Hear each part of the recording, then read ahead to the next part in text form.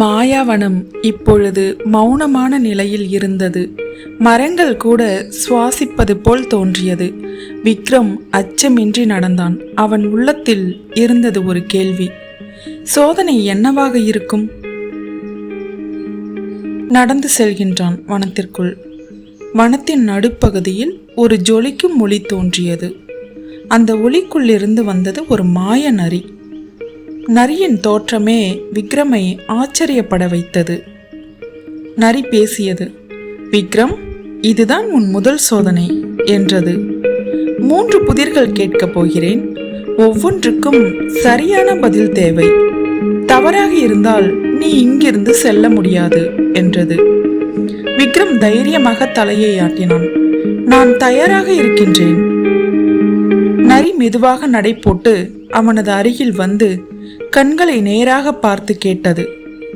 இரவில் மட்டும் தோன்றுகிறேன், ஒளியால் இருளை நொறுக்குகிறேன்.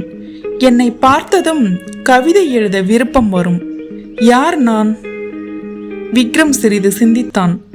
அவன் முகத்தில் ஒரு புன்னகை. அது நிலா என்றான் தைரியமாக. மாய நரி சிரித்தது. மிகச் சரி விக்ரம், முதல் சோதனை வெற்றிகரமாக முடிந்தது. நரி மெதுவாக பின்னால் நடந்தது. இன்னும் 2 புதிர்கள் மீதம் இருக்கின்றன என்றது. அவை எளிதானவை அல்ல, ஆனால் நீ முடிக்க முடியும் என்றது. விக்ரம் சற்று தூரத்தில் நின்று நரியை கவனித்தான். அவன் மனதில் ஒரு உறுதி, நான் இந்த பயணத்தை முடிப்பேன் என்று. நரி மெதுவாக நெருங்கி அடுத்த கேள்வியை கேட்டது. என்னை பார்க்க முடியாது, தொட்டும் காண முடியாது, ஆனால் நான் இல்லாமல் உயிரோடும் வாழ முடியாது. யார் நான் என்றது. விக்ரம் சற்று யோசித்து, அது மூச்சு என்றான். நரி சிரித்தது. நீ சிந்திக்கிறாய், நீ சரியான பாதையில் இருக்கிறாய் என்றது. 3வது புதிரை நரி கூறியது.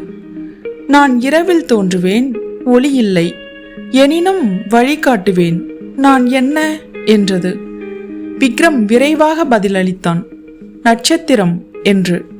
நரி மகிழ்ச்சியுடன், மிகச் சிறப்பு, 3 புதிர்களையும் சரியாக பதிலளித்தாய். மாயாஜல ஒளிக்கீற்று சுற்றி விரிகிறது. விக்ரமின் முன் ஒரு பாதை புதியதாக பிரகாசிக்கிறது. இப்போது நேரம் வந்தது அடுத்த சோதனைக்கான பயணத்தை தொடங்க. மாயாவனத்தின் புதிர்கள் தொடரும்.